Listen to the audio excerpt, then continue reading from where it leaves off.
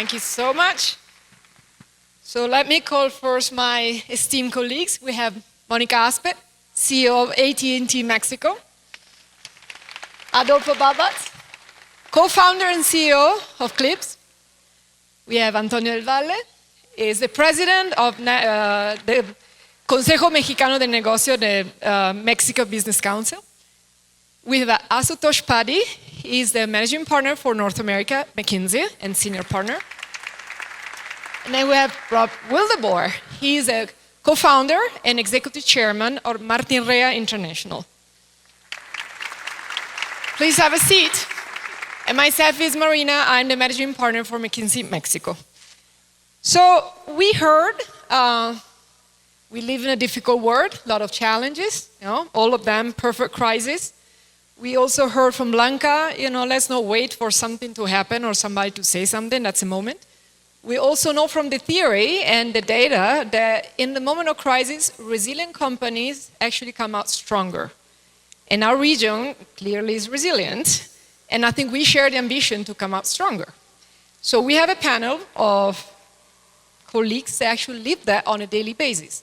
They come from different industries, but they share a regional perspective. So we're going to hear from them some challenges and some opportunities to actually make our region way stronger. So maybe I'll start with you, Asutosh. So we say McKinsey, we incorporate the America way. Actually, our region is Canada, US, and Mexico, and we didn't do it for the panel. That's the way we organized. So you spend your time across these three countries. Tell us a little bit about the business landscape that you're seeing. Thank you, Marina. Can you hear me? Great to be with you. Asutosh Paddy, I lead, as Marina said, I lead McKinsey North America, which actually includes US, Canada, and Mexico. And I'm often asked to describe what North America is, so I'm actually glad to be here at today's forum. I have been spending a lot of time meeting with CEOs and board members across the three countries. And perhaps I hit this at a bit of a macro level, and then I'll make it more practical. At the macro level, the conversations are obviously around the economy, but more importantly, how to take advantage of this moment to be able to actually move forward in a way that's, how do you get to the future faster? And the themes we have heard are around sustainability. How do you actually, what does energy transition look like? It's a lot around inclusion. Surprisingly, we heard a lot about that in the previous panel as well. Inclusion in all its forms, inclusion in terms of more manufacturing, inclusion in terms of gender diversity, inclusion in terms of racial diversity. And the last theme I would say is around innovation. Just to bring this to life, one of the things that we have researched, and we're publishing a book called The Titanium Economy, is actually around the future of industrial technology and manufacturing. Historically, when you think about innovation, you often only think about West Coast. You think about high-tech companies like the FANG who are attracting high valuations. What we found is that innovation is actually well and alive outside the West Coast. And we found about 6,000 companies across North America, many of which, Rob, yours might be one of those examples, have been around for like anywhere between 50 to 100 years. And these are companies that are actually highly profitable, that are driving, and the headline could be companies that you actually do not know about, existing in places that you have never heard about. So there's 90% of them are profitable, only 20% of them are public. And I think our view and thesis is that being able to really scale up this economy is at the core of what an inclusive economic growth could look like. So we call this the titanium economy. We'll come back to it again as we speak about it. But Marina, to answer your question, at the macro level, it's around sustainability, it's around inclusion, it's around economic growth. And the titanium economy companies being one of the biggest opportunities that I think North America has. Thank you. Antonio, we talk about the opportunity of having a region more unified. With common teams. Can we own this opportunity? Can we? Own this opportunity? Definitely we can. Can you hear me? Yes. The sound is a little bit bad, but now, yes. At least we don't have the helicopter anymore. But, You see, we make it magically disappear. anyway, it's actually a pleasure to be here and welcome to this vibrant city, literally. But no, I think it's the time actually that we can own this opportunity. North America has been integrating for the last 30 years or so, economically, but socially also, and that is going to still happen in the following years. No doubt about it that one of the most important factors for this integration is NAFTA, or now called USMCA or CUM, US agreement, but the free trade agreement is one of the main pillars of this integration. And I would dare to say that for the last years, the business community has been suffering from different governments in different situations and timings, organizations actually trying to go around the free trade agreement or even mining the free trade agreement instead of focusing of taking advantage of this great tool that these three countries have. And the situation couldn't be better. The geopolitical differences between the US and China, economic, social, technological, are still going to be there in the next 10, 20 years. And what for the US is actually a threat, for Mexico and Canada, I see it as an opportunity. And the second thing is, if COVID showed us something and the Russian invasion came to actually ratify it, is the importance of what was said a few moments ago, nearshoring, and the resilience of supply chains. And that is happening actually today. You just have to go around central and northern Mexico and see what's happening there in industry.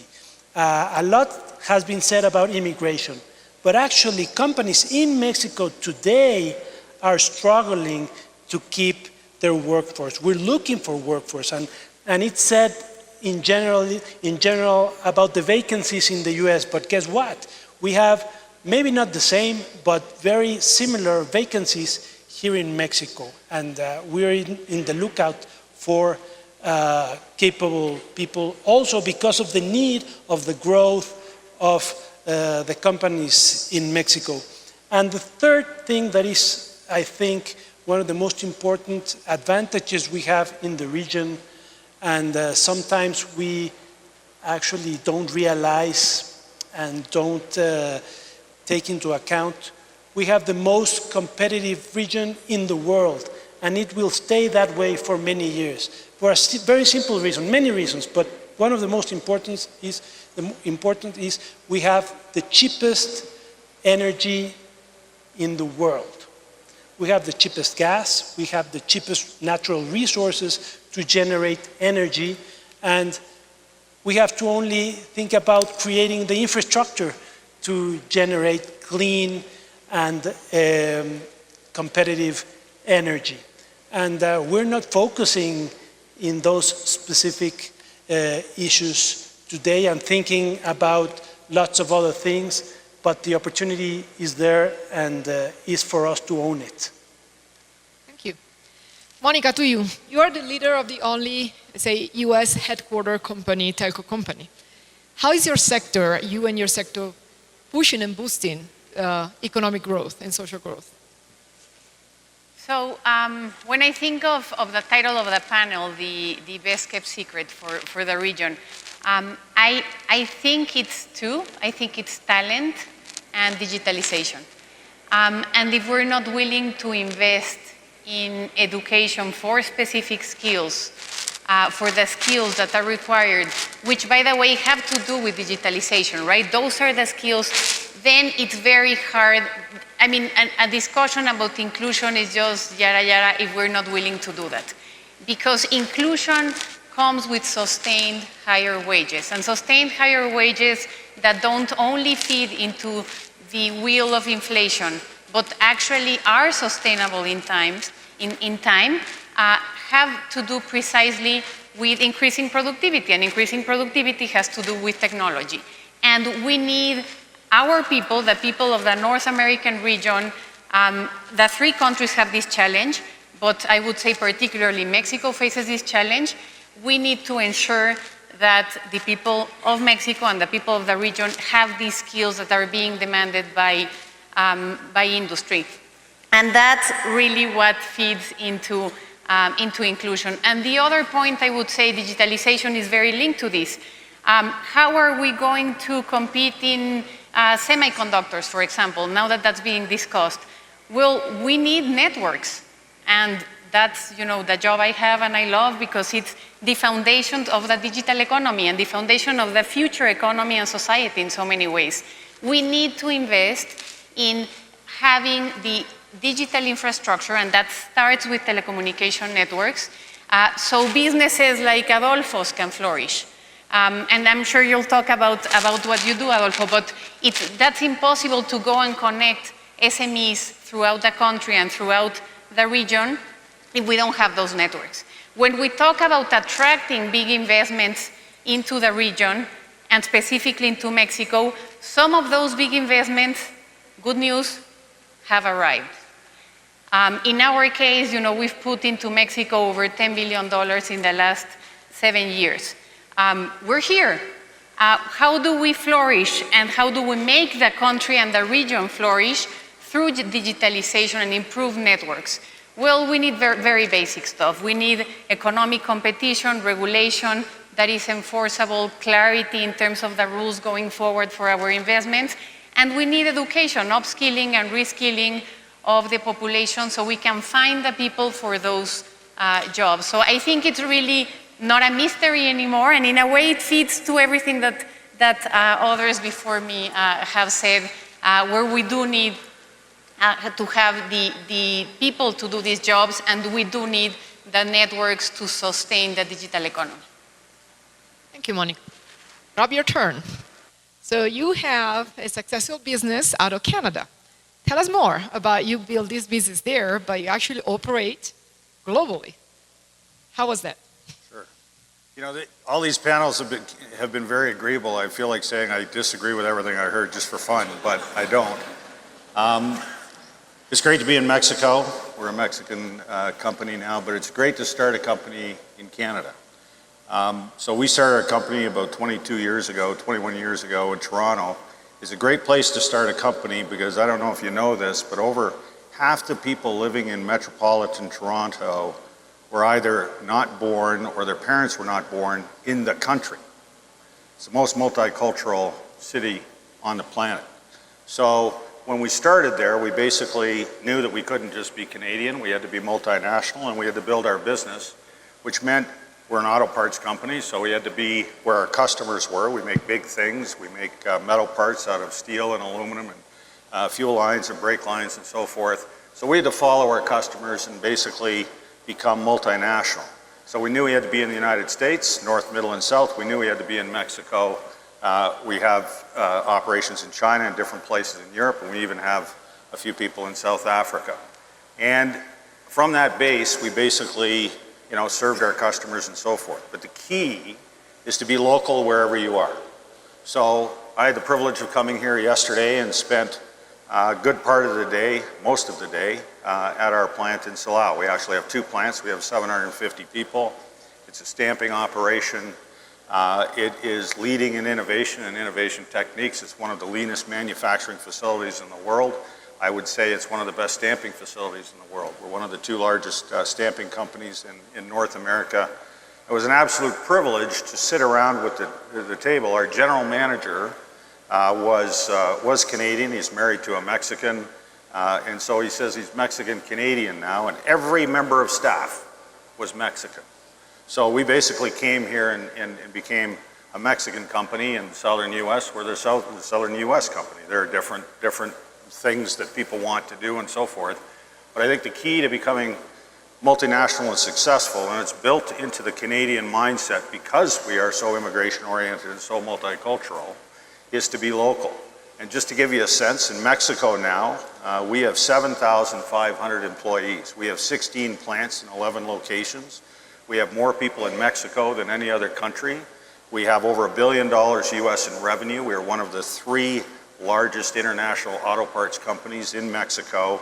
And so when I come here, I say I'm not a Canadian company, I'm a Mexican company. When I look at policymakers, we say that when we talk to governors and when we talk to other people. It's a real pleasure to be here, but that's how you do it. You got to be local. Thank you.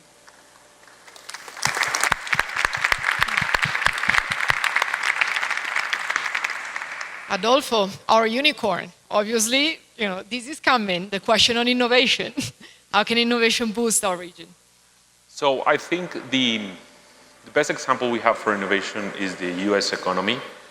I mean, let's take aside the last 2 years, okay, because the inflation and all of that, but prior to that, we have had a very long period of very, very low interest rates with a lot of issues where the government need to intervene in the economy, the 2008 financial crisis, for example. And despite that, the US economy kept inflation until very recently very low. And the reason for that, it was what Monica was mentioning, the enormous productivity gains the US economy has had for the last 20 or 30 years. And with that comes, of course, an increment in the quality of life of its citizens and also in the region, and the attractiveness of the US market. I think we as a region, I think Canada has done also a very good job at it. Mexico, I think we have done a partial good job at it in the innovation piece. We have, I mean, there's a saying, right? There's 3 Mexicos. The one in the north, the one in the center, and the one in the south, right? And the one in the north and the center have ride to a good extent this wave of innovation by providing very efficient manufacturing, very efficient production, and really incorporating what Antonio was mentioning into the value chain of North America, of the 3 countries. There's still a huge percentage of the population in this country that has not had the opportunity to jump in that train. And what Monica was mentioning is absolutely essential. We need to have certain bases, certain basic infrastructure, like telecom, financial services, education, so we can really put everyone on the same boat, right? Not only a part of the country. I think to some extent this also applies to some regions in the United States, but I mean, overall, from a macro perspective, I think the US has done a magnificent job. And the only true path to really lifting the quality of life and the income of all people in the region is precisely through gains in productivity. And gains in productivity come only with 2 things. Well, 3 things: investment in technology and in education. And those, in my mind, those are the main challenges that we have. Now, that being said, as a region, we have huge advantages. For example, in the case of the United States, in the prior panel, I don't know who was mentioning about immigration, right? To this day, everyone that is in tech, or most of the people that are working in tech, want to live and work in the United States, at least for part of their life. My company, Clip, is the first history of Mexico Silicon Valley in the US. The company was founded there. I used to work at PayPal over there. And there's a huge immigration potential to capture people in the United States. In the case of Toronto, I think we have already heard how multicultural this city has become, and I think it also applies. In our case, in the case of Mexico, Mexico City specifically, is starting to happen. We're starting to see how Mexico is becoming a huge hub for talent from other Latin American founders to come and establish their base operation here. And their base operation here, why? It's because this is the largest Spanish-speaking market in the world. This opens the door to the rest of Spanish-speaking Latin America, but eventually to the Spanish-speaking population of the United States. So we as a region can really benefit from this attraction of talent that we can bring. And the other piece, the investment in technology and infrastructure, I think that's where we also have it's a big opportunity but a big challenge, specifically in Mexico, because of regulation. Mexico is the land of oligopolies. This is a place when if you're small and if you disrupt, you're gonna get crushed and you're not gonna get helped. Not in the court of law and not by the regulation. So if we don't fix that problem, we're gonna end up with the same thing that we currently have, which is a part of the economy, small, thriving, making a lot of money, progressing, but a big chunk of the population being left out.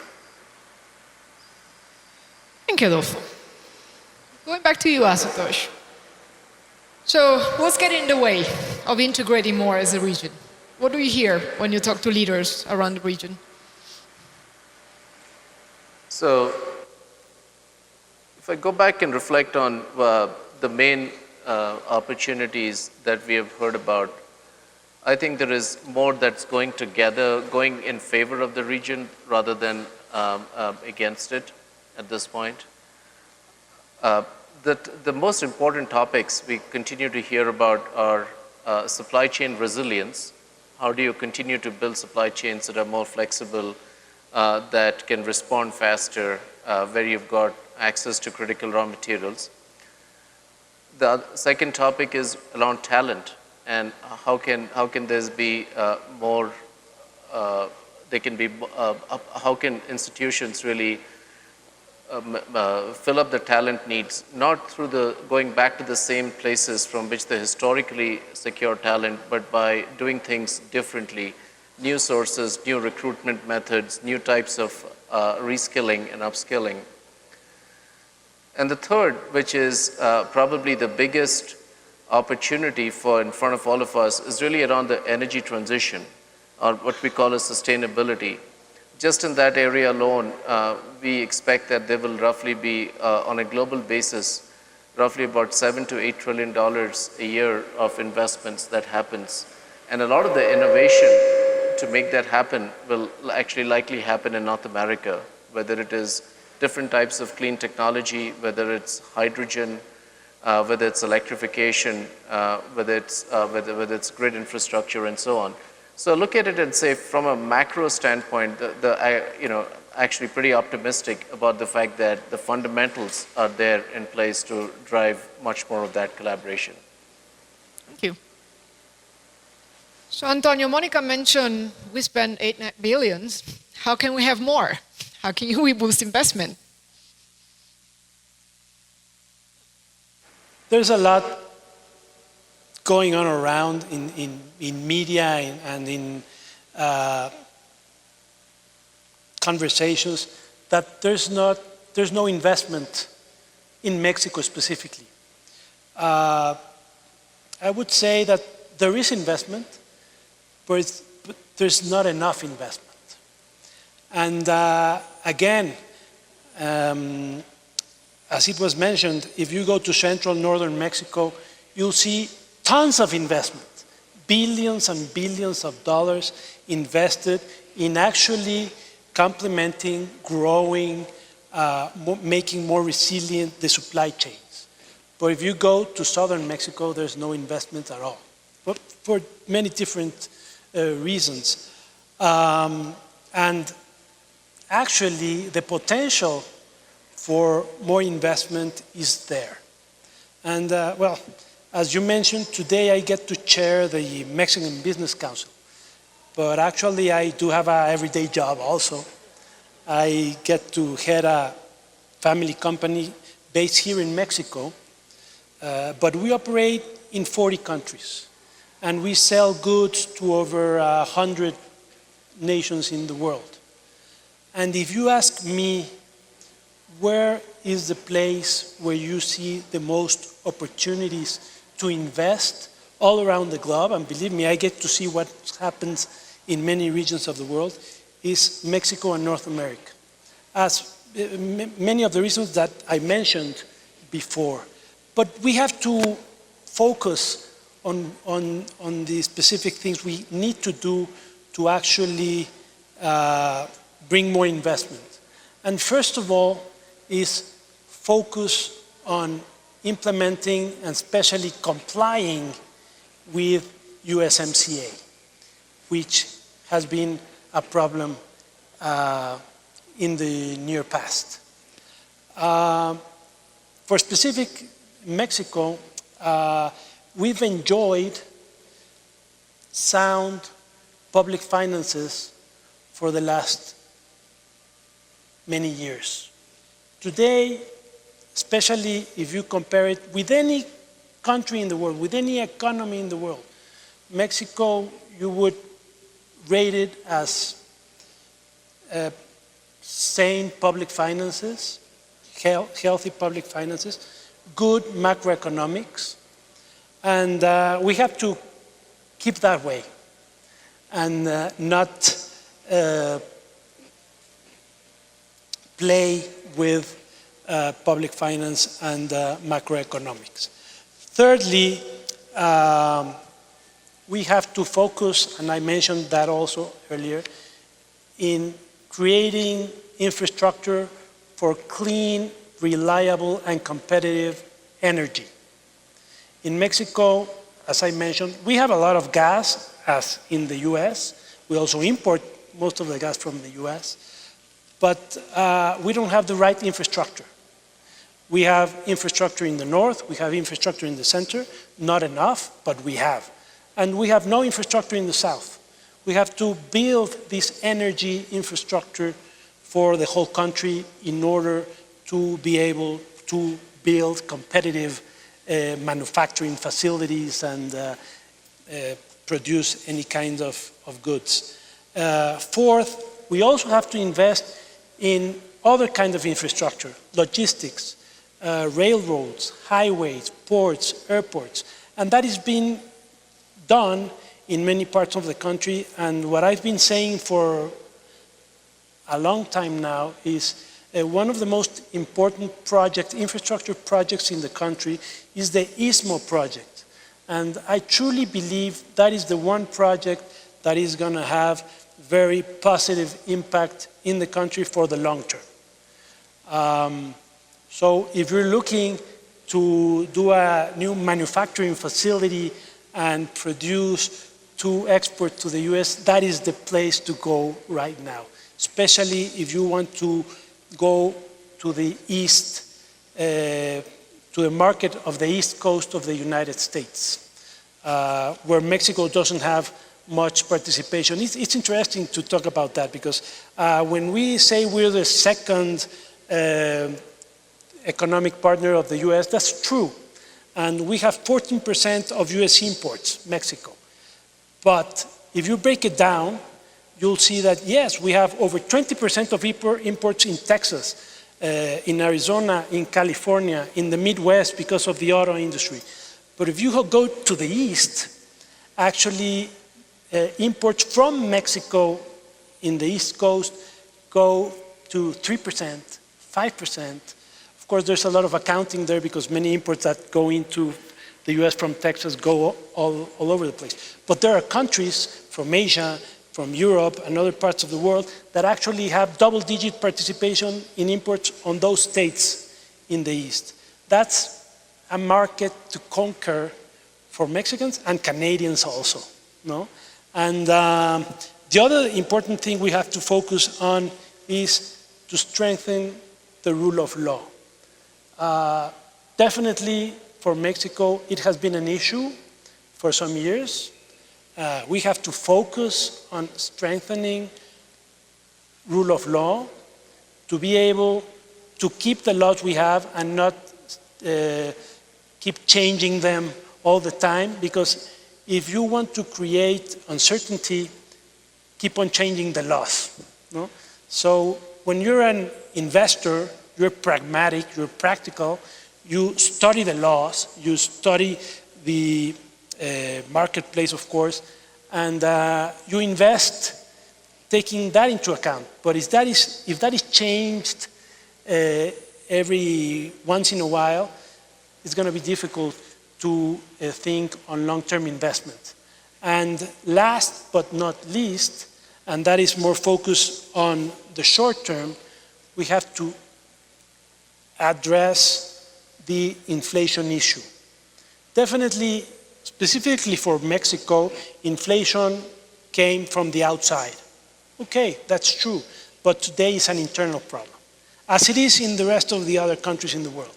Every country has to focus on controlling and start diminishing the increasing inflation, because if there's something that can diminish and stop investment, is inflation. Thank you. Adolfo, we talk about challenges, probably you see opportunities. We talk about pain points and probably you see solutions. How can we scale that more?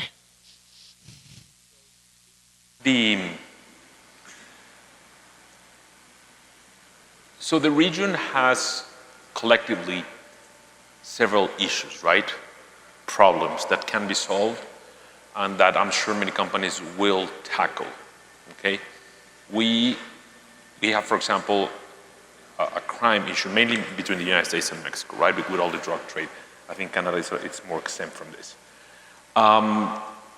One example, for example, there's a company, or there are a few companies in Mexico that are really working on identification, digital identification, digital verification of people, okay?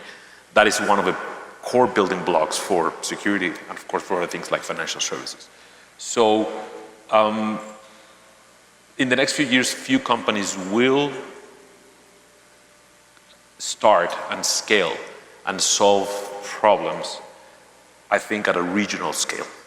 Okay? Not only at a local scale and then exporting, but at a regional scale. Like, so for example, in the very specific in the issues of security. I think financial services and other area we're going to see. Right now, what we have seen is companies that are being formed and growing in a country like Mexico or Canada or the US, targeting a specific local market. Like we, for example.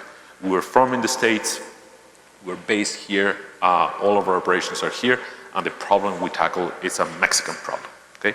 I'm sure in 10 years from now, 7 years from now, there's going to be a clip that is going to tackle some issue on financial services on a cross-border scale, okay? From a kind of a policy perspective, if you want to call that, or as a region, how can we do better?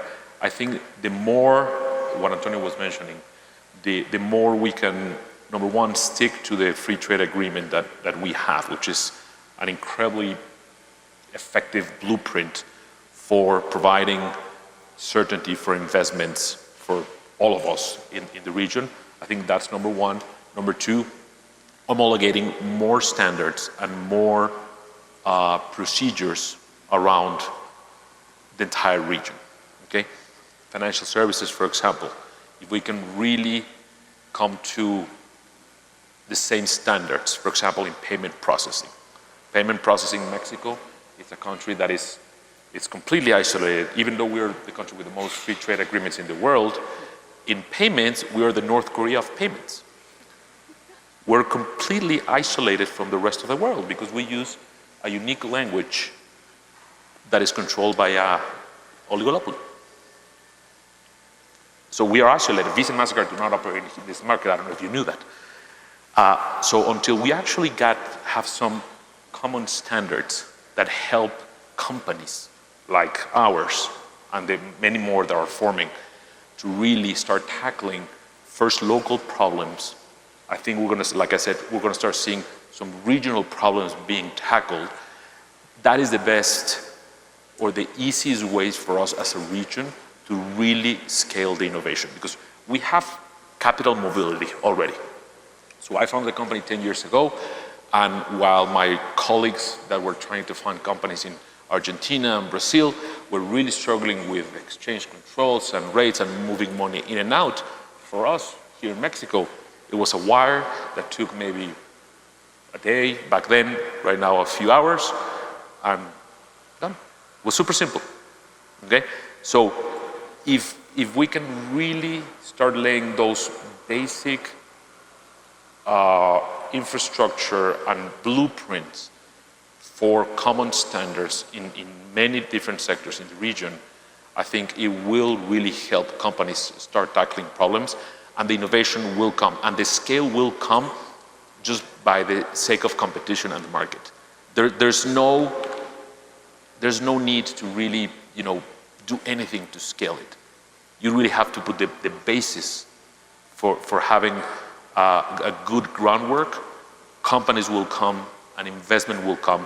Some companies will die, some companies will scale, some companies will be acquired by another large company, et cetera, but scale will come. But I think that commonality in standards across the entire region will really, really, really help us. Thank you. Monica, we pretend it's all past, but we are still suffering a little bit of scars of COVID. And that was a moment where, new challenges and completely new, behaviors of customers, what you learn, what made you stronger, in the past 2-3 years that will help boost our growth going forward. So I'll skip the personal anecdotes because I was appointed in the first week of home office. So, but that's in the past, and we forget pain, humans do, so that's a good thing. In terms of what we did and the lessons, first we saw, for the first time, at least in my experience, what it really meant to keep networks up and running, and why it mattered so drastically for a society and an economy. And we did so relatively successfully, which proved the investments we had done and the resiliency of our networks. We also learned, I personally reminded myself that this is, a job, a business, but this is also a purpose and a mission, because we also saw the impact of the digital divide in practice. Connected and unconnected, served and unserved were more evident, this difference, and the difference deepened because deconnected accelerated access to technologies, use of technologies, leverage digital technologies in such a way that we saw the acceleration of e-commerce, of financial services online, of all sorts, education, access to healthcare, access to absolutely everything, just seeing the family and knowing how people were, being able to work remotely. All of these things happened to part of the population that was connected. And all of those things did not happen to that part of the population that was not connected. Even the danger of getting bad COVID once or twice or 3 times had to do with your ability to have a good job that allowed you to stay safe. So that was also, I think, a big reminder and a big lesson of why this matters so tremendously going forward as one of those basic foundations that can really build a different society. For me, another very clear lesson was that Mexico, I think the North American region, Mexico particularly, has really closed the gap in digitalization and access to digital technologies against the rest of the region, at least in a basic level of access to basic connectivity, and the importance of that. 10 years before, 1/3 of Mexicans had access to the internet. If we had gotten that pandemic 10 years before, and these are the 2013 telecommunications reform, quite frankly, that's the impact of good regulation. We went from 1/3 of the population to over 70% of the population with access to the internet. It would have been a completely different impact for Mexico if we had not made some strides in terms of improving. Now, the other side was also evident, which is the remaining gap and the pain of the remaining gap and the opening of all differences and all gaps, gender, region, ethnicity, socioeconomic gaps, were deepened because of the digital divide. So that's the other part. The remaining part, yes, we're doing so much better, that's great, but the remaining part of this digital divide is very painful and very impactful in very concrete ways that the pandemic made very evident. So the need to advance and the need to do painful, politically painful, but necessary adjustments to basic rules of economic competition. Having the most expensive spectrum in Latin America, 5 times more expensive proportional to the economy in Mexico than in Germany. Quite frankly, that's not a policy to advance digitalization and closing the digital divide, because that hinders the possibility of getting any kind of return in expanding networks into regions that are unserved. And this has a tremendous impact in the business of everyone here, and in the lives of everyone here and everyone who can't have access to a room like this. So for me, it was full of personal and professional lessons. And I would say it's full of policy lessons of, what worked, what didn't work. Yes, great. Let's learn from what we've done better, but let's close that remaining gap. And one last thing in terms of the gap. There's this discussion on, should we go to 5G, for example, 5G and new technologies, when we still have basic digital divide in terms of access to basic technologies. Some things we should, some things we shouldn't. We can't not do it. We can't afford to not do it, because there's a digital divide that's internal, and that's the difference between the kind of networks some people can access and other people can access, and we need to break that. But there's also a regional divide. And Mexico can't be an effective partner in the North American region with the necessary increases in productivity and therefore increases in the livelihood of people, the quality of life of people in Mexico, without bridging also that regional divide. We need this, we will need a 5G platform throughout the North American region to do everything that was discussed before, to lay these foundations that Adolfo was mentioning in terms of common identities, common technologies, common, for the financial system or for any other network, quite frankly, any other kind of service or foundation that we want to build together as a region. So I think it was painful, but it was definitely enlightening. Thank you, Monica. Rob, you and I have some family ties.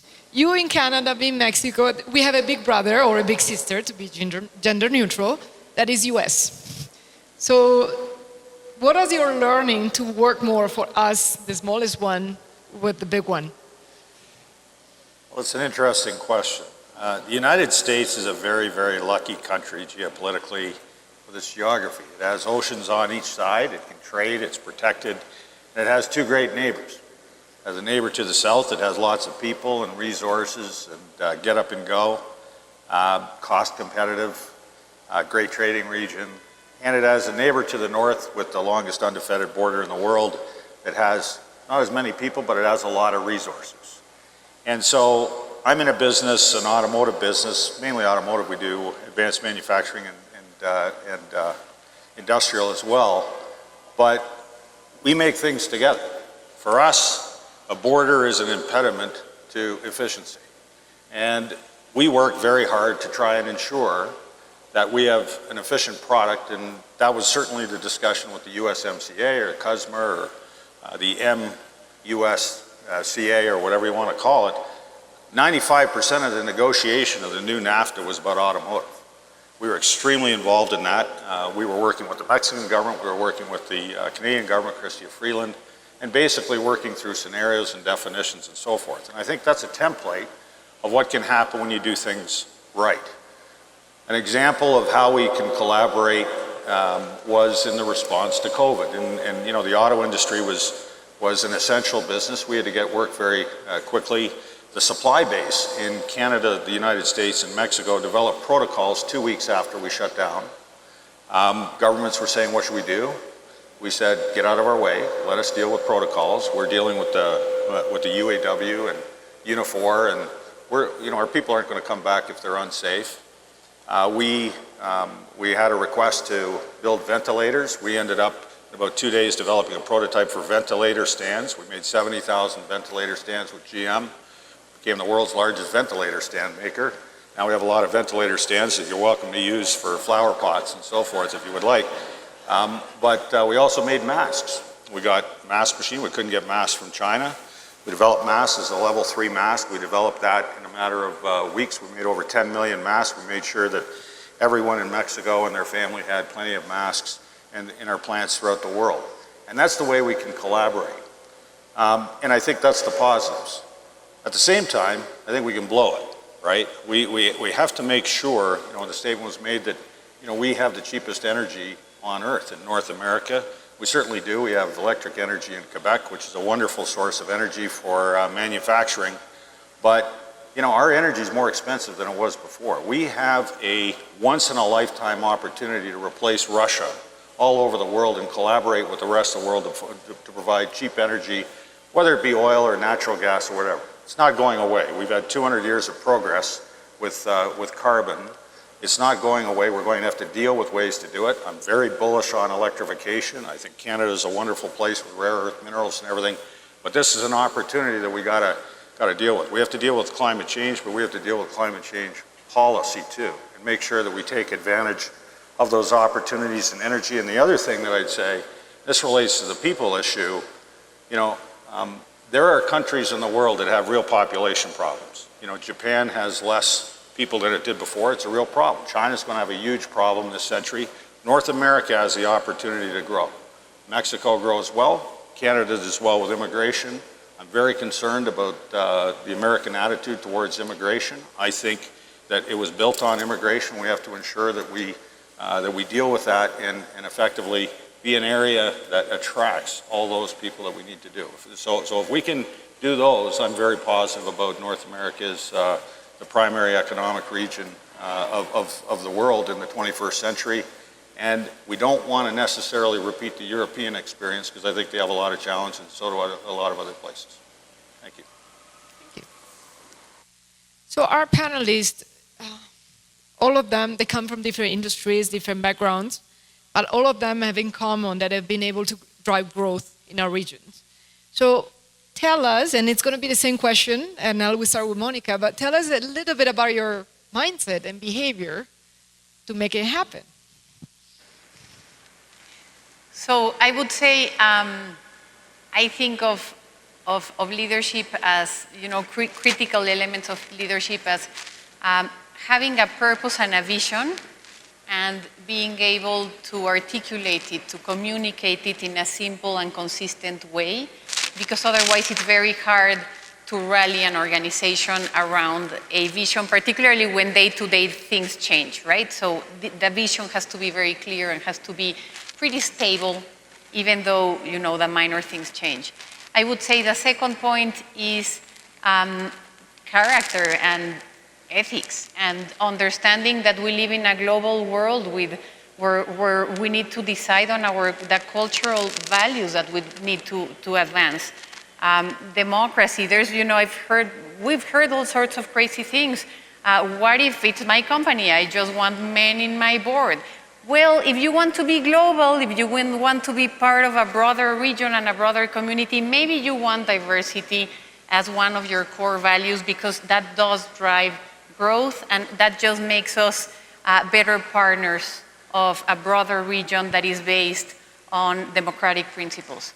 So that would be a second one. And I would say the third one is having an agile mindset and a digital mindset and being open to learn technical stuff to upskill ourselves. Like our labor force, our employees need to be upskilled and reskilled. We also need to do that every day. No, it doesn't matter where you sit in an organization. We need to learn new things, especially being open to technical new things that we were not educated on.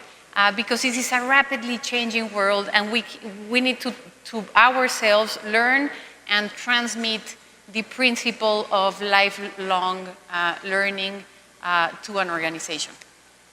Thank you. Yeah, so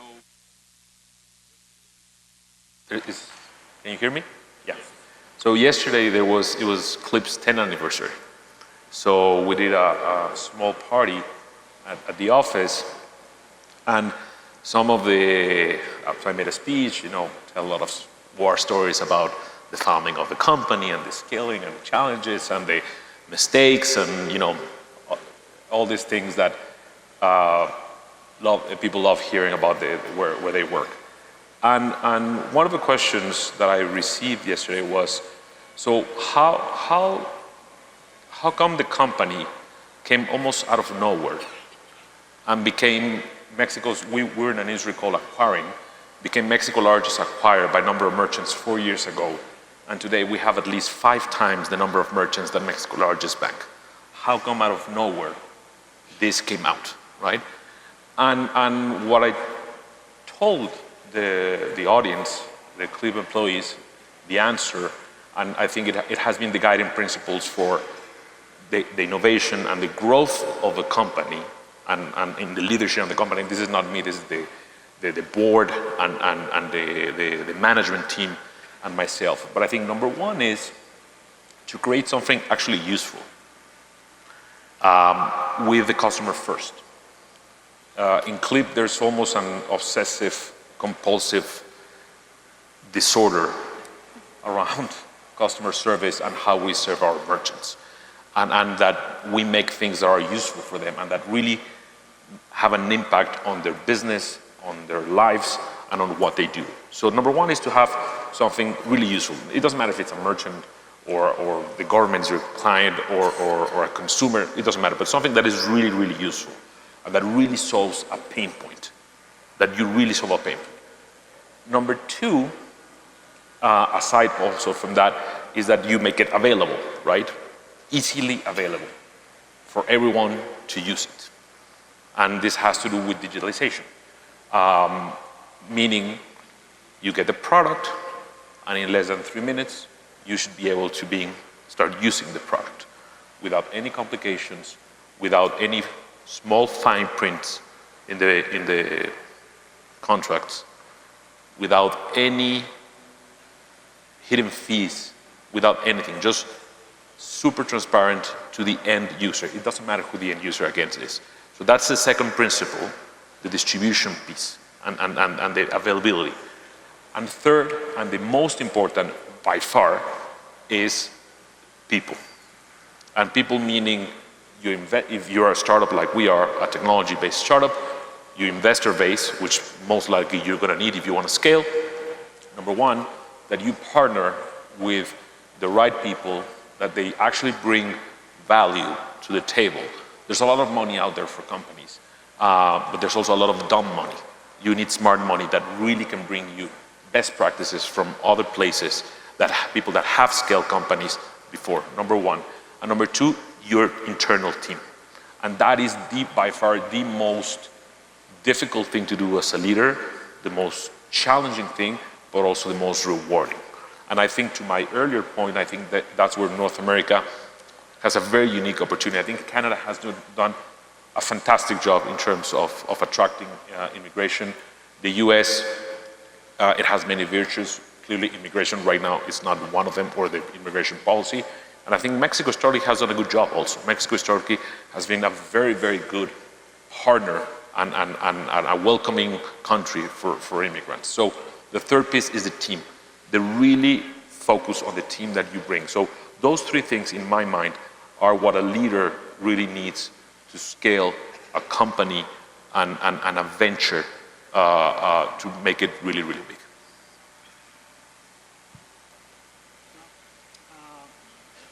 From my point of view, the business world is pretty diverse. You can find people with different tastes, with different abilities. Some are more creative, some are more analytic. Some of us are more liberal, others conservative.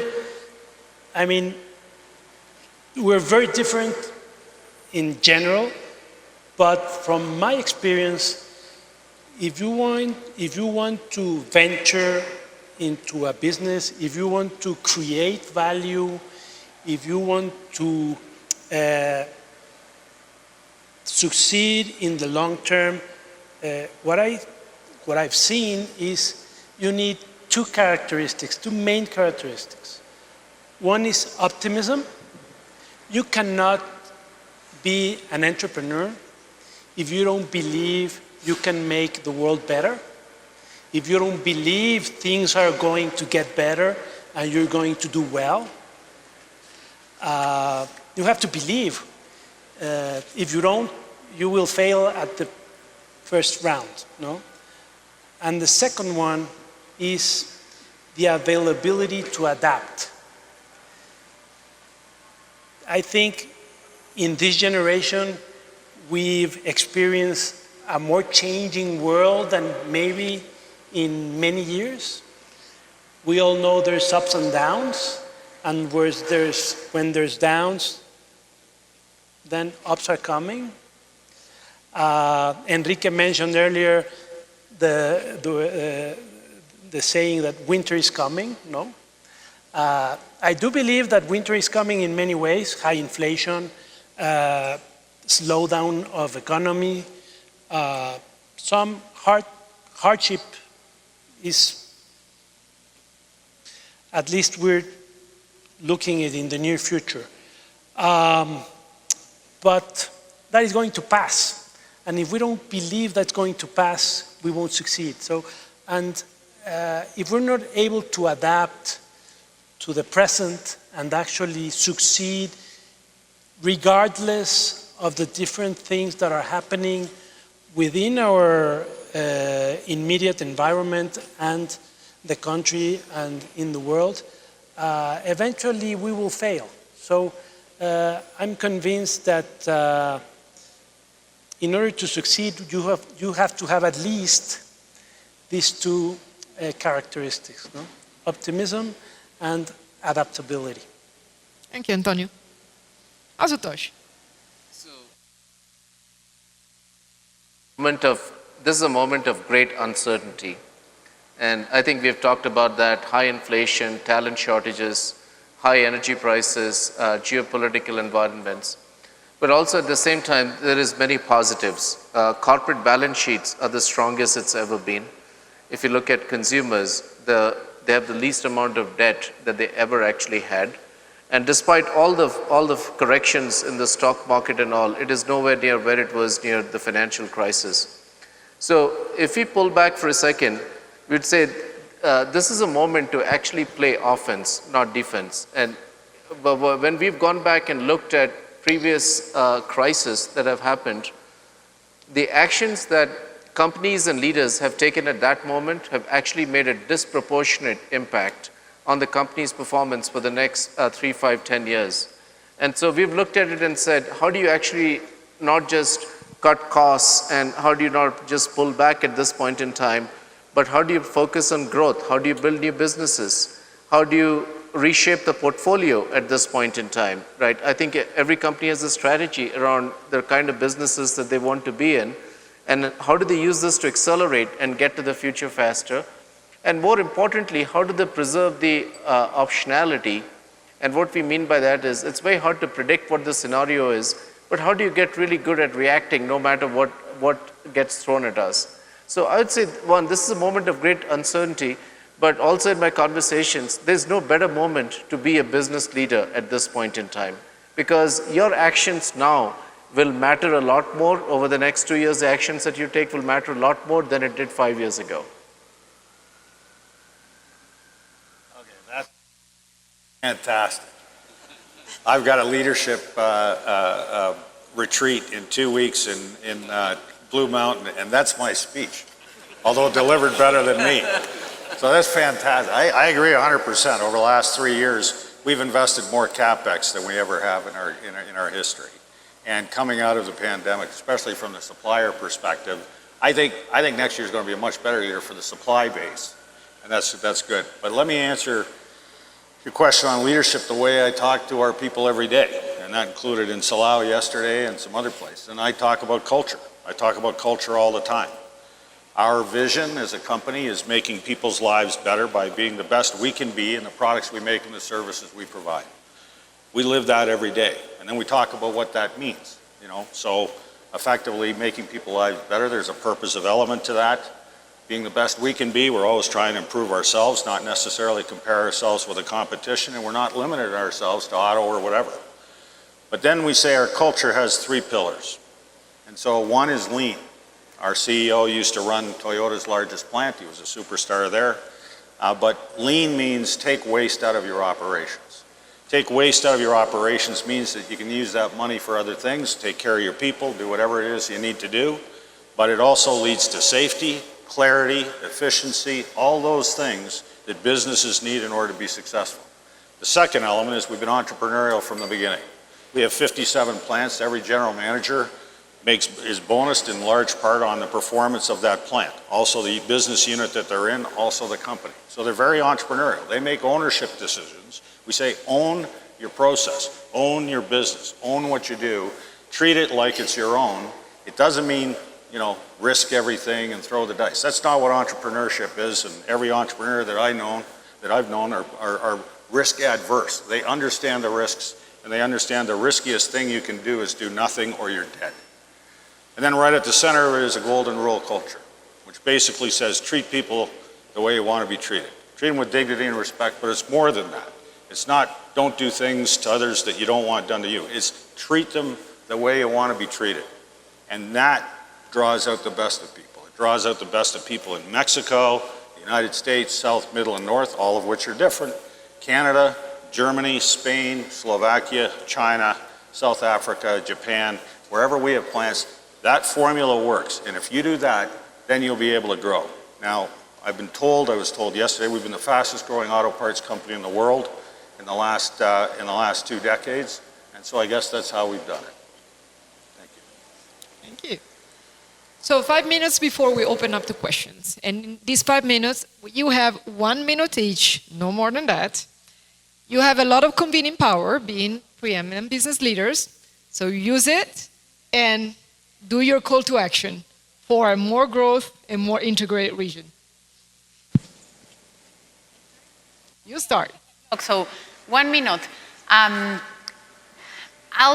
say 2 things in a minute. First one, thanks to everyone in this panel. I love being with people who speak their mind and speak their truth and can be controversial. So thank you, because this really brings us, makes us think and makes us learn. And the second thing, in terms of call to action, North America is the region. We're lucky. I mean, the world is a nasty place in many ways. And we're lucky to be part of this region. And it's worth investing in this region of innovation, of democratic governments, of increasing, hopefully, if we are optimists, levels of inclusion and inclusiveness of our economies and our societies. And it's a region that's completely worth living for. These are the values that are worth investing on and upholding. So I think that's a huge opportunity, economic, but also social, that lies in front of us. Thank you. Adolfo. So, well, thank you for all, first of all, for the invitation, and again, for all of you guys, folks, Monica. So I agree with Monica. And with pretty much what everybody has said here, we have, as a region, a very unique opportunity to become this light in the world, right? Europe, as it was correctly mentioned, has a lot of issues. It has a lot of dependencies, for example, on Russia. Asia, I think, is going through some harsh times with China that is going on a very worrisome trend. And I think the North America region can really be a beacon for economic and social progress. We benefit from having a Pacific relationship between the three countries with very large populations. We're deeply economically integrated, and in some extent, we're also deeply socially and culturally integrated. I think it's a wonderful thing. And my call to action would be that we really deepen these ties and these bonds. But we really make them deeper, not just by saying it, but actually by constructing frameworks and agreements on investment, on cooperation, on immigration. It's a huge topic, immigration, here in Mexico, of course, in the United States, and by really putting forward the agenda as a region. I think the best example of a country that has shoot itself on the foot is the United Kingdom, with all the things they have done with Brexit and all of that. They're going to become irrelevant in the world stage by being completely isolated. Mexico, the United States, and Canada are already the largest trading region in the world and can become a really important or the most important part or region in the world in the next century. So I really think we can do it, but we have to actually sign agreements to do it. It's not only saying it, we have to sign things. Thank you, Adolfo. You went over the minute, but for this time... You should have told me. I'm going to do it under a minute. Perfect. So, you company. No, we got to Rob first because I saw he was distracted. So we can bring it back. Well, first of all, thanks very much for spending some time with us and hearing what we have to say. It's a great privilege to be here. I'm going to be very practical. I think there's two things that are immediate right in front of us, particularly given what's happening in the world. One is we should provide the energy that we can, enjoy the benefits of that to the world, and use that to help fund our carbon capture and all the electrification, all the other good things that we can do with that. The second one is what I really want to do is take a lot of the talent that we have in Mexico, teach them skills, not just universities, working in plants, and bringing them to Canada and the United States where they can help a lot of operations and be a solution to the biggest issue that I hear from just about everyone, which is I can't get people to work. I can't get people in my plants. Thank you. Asutosh. I'd ask you to just think with me, like imagine, right? Imagine a future which has got more economic growth, right? We talked about manufacturing, we talked about the titanium economy, and said, can that be like 3x? We said, can it be more inclusive, whether it's gender, whether it is place-based equity, whether it's racial equity? Can it be, to Rob's point, can it be cleaner? Can it be more sustainable? And think about the capital allocation and the innovation. So you put all that together and imagine that future, and do we want to create that? Thank you. Antonio, now is your turn. You can have the whole minute. Thank you. No, and I may sound repetitive because I'm going to say again what has been said here many times. The situation cannot be better for North America. It's actually very favorable for North America to keep its economic integration and to take advantage to keep growing and developing the region. And for this to be more effective, the role of business leaders is crucial. Of course, governments are important, policy is important, but the main value added will come from businesses talking directly to each other.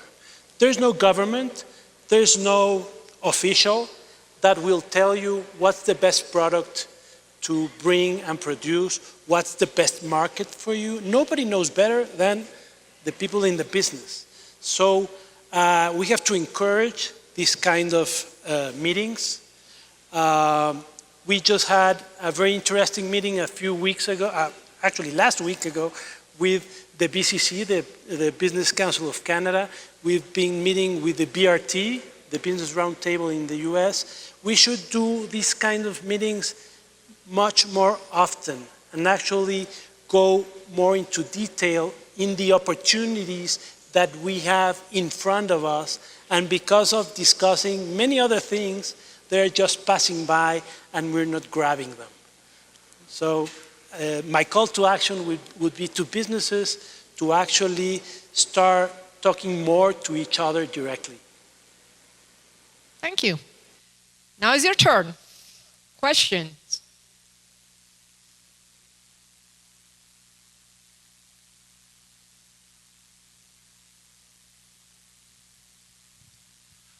Hi, good afternoon. Thank you for your participation. This was a great panel. And this question is directly to you, Rob. My name is Eugenio Marin. I'm the CEO of the U.S.-Mexico Foundation for Science, or FUMEC. Can you talk a little bit about this resiliency platform you're building with Palantir's capability and supported by Think DataWorks and Engine in Canada? And do you think that platform could help, and if you share that with other companies and industries in North America, if you think that it could be extended and it could help to accelerate the supply chain gaps that we have been having? I'm not sure I got the question, but I'll give you the answer to the question I want you to ask. No, but I think it's about how you develop talent, right? And the different platforms to do it. So if I didn't quite get your question, I apologize in advance. We found a lot of different things work in the context of developing people in our plants. And I think it's not just one thing, right? It's not just one thing. We have to bring people in and utilize the skill sets that we have. We're very big on bringing people in, working on work terms and that type of stuff. We think that type of education and working with government and schools to effectively bring people in with different diverse perspectives working in your plant works very well. We have a plant in Toronto that has 31 seconded people from university, including people doing PhDs in artificial intelligence. They're building a driverless robot. They've got unbelievable stuff. And we had someone come in, a tech person, and says, you got 5 spin-offs here, like startups, which is really good, I guess. We'll look at that and judge the merits of that. I think that when you put people in that type of environment, especially when you're doing advanced manufacturing, which is full of innovation, absolutely full of innovation, I think that you can, unlock a lot of interest that people have. And so when I think of talent, I think, in order to unlock it, it's not how many degrees you have and so forth. I got 4 degrees. I'm not sure I'm very useful in a lot of the functions that we have in our company, and I appreciate that. But, we have a lot of people that come in that just have enthusiasm and said, give me opportunity. I will say this, and we had this discussion yesterday with our people in Mexico, right? We have a whole management team that didn't come in with university degrees and so forth. Some do, and some did different things, and some did education along the way.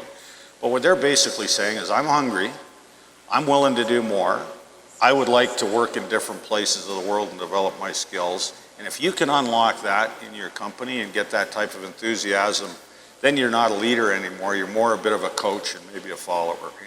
And utilize all those things to do it. When you put people in an environment, you will unlock their dreams, and I think that's important. Thank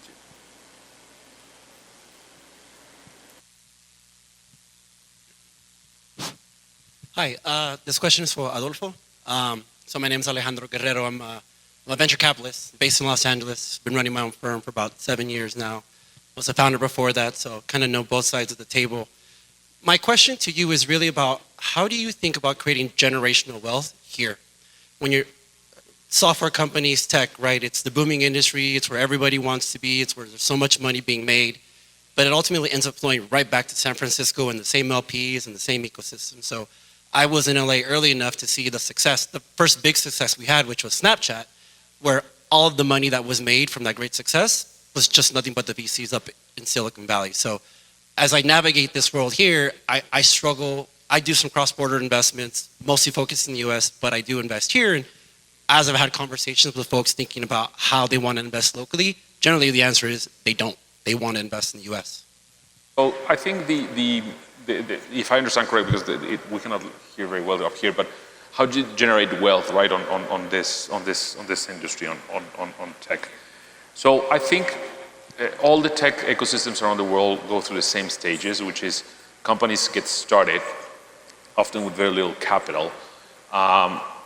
Then money starts seeing that there's traction, more money comes in, companies grow. Eventually those companies, well, some of them die, of course, but some of them also become very successful. They go public, they get acquired, and some people make a lot of money, right? And some people are the founders of the company, employees, and some of the venture capital and growth funds that invested.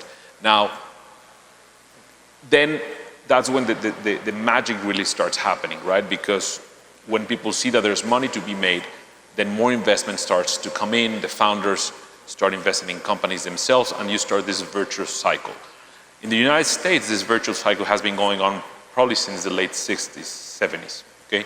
Here, mostly for what Monica was mentioning a few minutes ago, Mexico did not have an internet moment back in 2000, and it's because we had the highest internet or network costs in the world, or one of the highest, I don't know if the highest, but one of the highest, and we have an abysmal penetration in financial services. We still have today. That's why we didn't have that moment. We're going through that moment right now. That moment is going on right now. What is going to happen is some of the funds that invested in companies, for example, like Clip, they're going to make 20, 30, 40, 50, 60 times their money on their investment. Their LPs, which most of them, there's some local angel investors, of course, but most of their LPs are from the US or from Europe or from Asia. And they're going to make a lot of money.